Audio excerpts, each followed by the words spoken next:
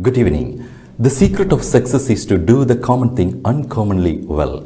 Welcome to the BMC News Live in English, brought to you by Al Hilal Hospital and Medical Centers. I am Vinod Narayanan, joining you with the daily news updates. Today's headlines. Saturday marks first day of Ramadan in Bahrain. Labour Ministry drafts an executive plan for the national strategy for the rights of persons with disabilities. Traders selling counterfeit commodities may face tough penalties. India records its warmest March days in 121 years. Shanghai moves to second part of lockdown as testing lines grow. News in detail. Saturday marks first day of Ramadan in Bahrain. The Moon Sighting Committee has announced that today, Saturday, April 2nd, the first day of the holy month of Ramadan in Bahrain, based on the sighting of the crescent in the Kingdom of Saudi Arabia. On the occasion, the Supreme Council for Islamic Affairs extended congratulations to His Majesty King Hamad bin Isa Al Khalifa, His Royal Highness Prince Salman bin Hamad Al Khalifa, the Crown Prince and Prime Minister, members of the royal family, the people of Bahrain, as well as the Arab and Islamic nations, wishing all of them many happy returns. Labour Ministry drafts an executive plan for the national strategy for the rights of persons with disabilities. Bahrain today joined hands with the world nations in marking the International Day for Awareness of Autism Spectrum Disorder, established by the United Nations in 2008. The United Nations General Assembly unanimously declared the 2nd of April as World Autism Awareness Day to highlight the need to help improve the quality of life of those with autism, to help them lead meaningful lives as an integral part of society. On this occasion, the Minister of Labour and Social Development, Jamil Humaidan, said Bahrain has made remarkable progress in understanding the nature of autism and its accompanying disorders. Labour Ministry is drafting an executive plan for the national strategy for the rights of persons with disabilities from 2022 to 2026, which will be launched during the second quarter of 2022. He stressed that supporting the rehabilitation of children with autism is one of the priorities of the 5-year plan. Bahrain and South Korea for further bilateral cooperation. The fourth round of political consultations between the Kingdom of Bahrain and South Korea was held yesterday in Seoul. During the meeting, the Undersecretary for Political Affairs commended strong and growing friendly relations between the two countries since the establishment of diplomatic relations 46 years ago. He praised steady development of bilateral relations at various levels, thanks to the support of His Majesty King Hamad bin Isa Al Khalifa and South Korean President Yoon Suk Yeol. The two sides reviewed prospects of joint cooperation in the field of trade, investments, infrastructure, health, space sciences, environment and renewable energy, activating more than 18 agreements and memoranda of understanding for bilateral cooperation, exchanging experiences in the fields of human development and digital transformation. Top medic urges caution as Omicron strain lurks. The Omicron variant of the coronavirus remains the dominant strain in Bahrain and could be lethal. Despite the fewer cases of hospitalizations and intensive care in the country, a top medic has said the COVID-19 pandemic is not over yet and citizens and residents should not let their guards down. National Task Force to Combat COVID-19 Monitoring Committee head Lieutenant Colonel Dr. Manaf Al-Kohtani pointed out. Traders selling counterfeit commodities may face tough penalties. Rogue traders who sell or promote counterfeit items could face tougher punishments if MPs have their way. Parliament is set to vote on amendments by the Shura Council to the 2012 Consumer Protection Law that would see offenders handed no less than a month in jail or fined between BD 5,000 and BD 20,000 or both for selling, possessing or promoting fake or tampered items. Non-oil revenue of Bahrain increased comparing last year. Bahrain generated BD 713 million in non-oil revenue last year, which is an increase of 5% compared with 2020.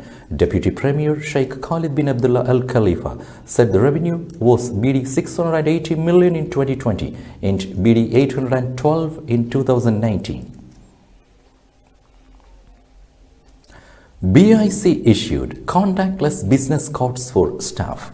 Bahrain International Circuit continues to push forward with its commitment to sustainability by issuing its staff with contactless business cards designed and supplied by UK-based company V1CE.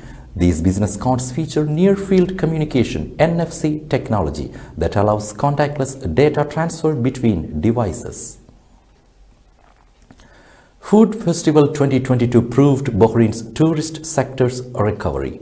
Minister of Industry, Commerce and Tourism and Chairman of the Board of Directors of the Bahrain Tourism Authority, Zaid bin Rashid Al Zayani, has affirmed that the unprecedented success of the current session of Food Festival demonstrated the recovery of the tourism sector in the Kingdom of Bahrain and reflected the sector's ability to restore and even surpass pre-pandemic performance and growth rates. He noted that this achievement proved once again the success of the government's policies in supporting and developing this sector. It's noteworthy that the food festival this year witnessed the participation of 120 restaurants that served various types of food, drinks, and desserts. The edition also featured a wide range of events and exciting activities, including Bahraini artists who performed a variety of musical and artistic shows. In addition to raffles prizes that were also held throughout the event in collaboration with hotels and restaurants around Bahrain. Today's COVID updates. COVID updates brought to you by Al Hilal Hospital and Medical Centers.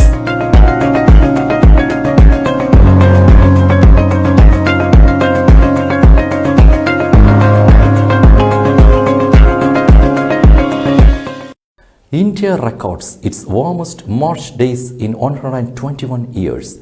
India, on average, recorded its warmest March days in 121 years, with the maximum temperature across the country clocking at 1.86 degrees Celsius above normal.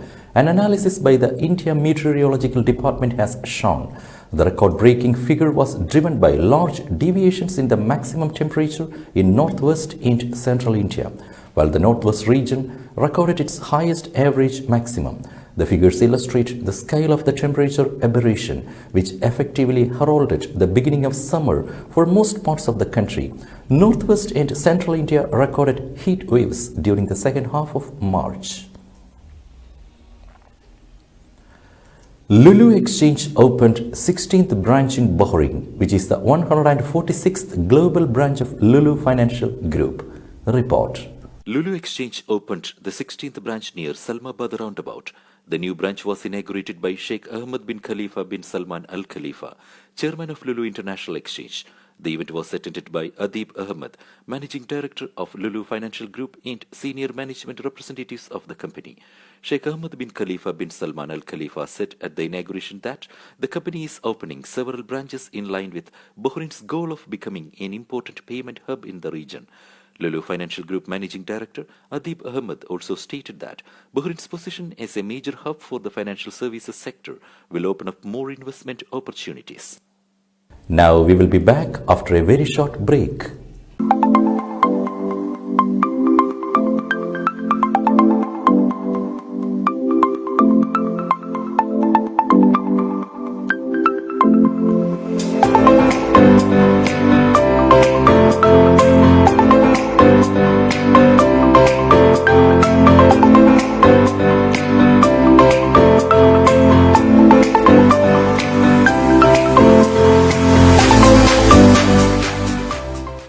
The 16th branch of Megamart and Macromart supermarkets in Bahrain has opened in Sahla. The best offers are available to the customers at affordable rates. Everyone is welcome. During and around the opening day, a variety of fish including salmon, meat and dairy products, roastery, frozen items, food and non-food items, groceries, fruits and vegetables, electronics, garments and ready-to-eat food items are available to the customers at affordable rates. Hearty welcome to all. Megamart and Macromart, your favorite shopping destination. Welcome back. UAE Expo 2020 closing ceremony held. Curtains came down on Expo 2020 Dubai, the first such gala event for the Middle East region, after offering a spectacular 6 months of exciting, out-of-the-world experiences, burst of innovation, thrills, fun, memorable family moments, and entertainment. The closing ceremony was held at the splendid Al Wasi Square, the beating heart of the 6-month global event. The ceremony saw the baton of World Expo being handed over to Osaka, Japan, which will host the next Expo in 2025. Binance starts a recruitment drive in Dubai. Binance, the largest crypto exchange by trading volume, is recruiting over 100 positions in the United Arab Emirates, and it's helping to shape Dubai's new virtual assets regulations. Binance's links with the Gulf state have deepened in recent months as the UAE tries to style itself as the world's new digital assets hub and develops regulations. The UAE in March was put on a grey list of jurisdictions under increased monitoring by Financial Crime Watchdog and the Financial Action Task Force. Oil prices slipped down as US released oil from reserves. Oil prices continue to fall on Friday, headed for the worst weekly loss in 2 years after the US decision to release the largest volume from the US Strategic Petroleum Reserve, 180 million barrels over the next 6 months. Crude prices that were already falling on Thursday in anticipation of the US move weakened further after President Joe Biden's announcement to release oil stockpiles.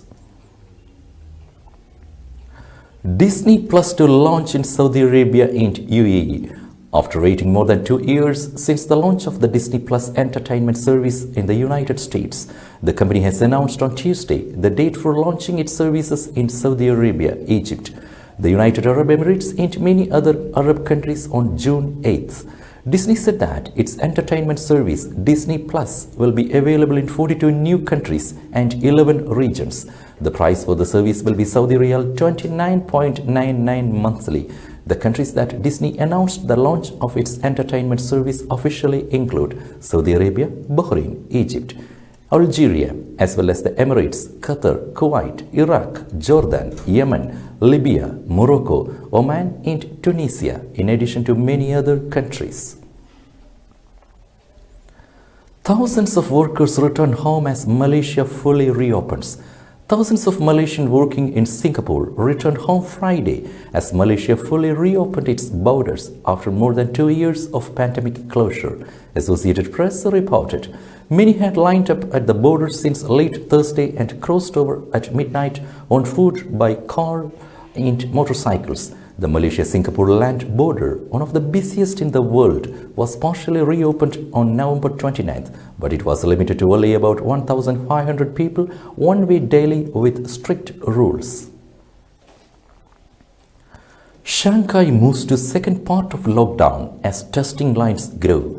About 16 million residents in Shanghai are being tested for the coronavirus during the second stage of the lockdown that shifted Friday to the western half of China's biggest city and financial capital, the Associated Press reported. The lockdown in Shanghai, being done in 2 phases over 8 days to enable testing of its entire population, has shaken global markets worried about the possible economic impact. China's manufacturing activity fell to a 5-month low in March, a monthly survey showed, as lockdowns and other restrictions forced factories to suspend production. With that, we come to the end of today's news. Stay tuned for daily news updates in BMC News Live English at 7:30 p.m. every day. I am Vinod Narayanan signing off from BMC News Live. Good night.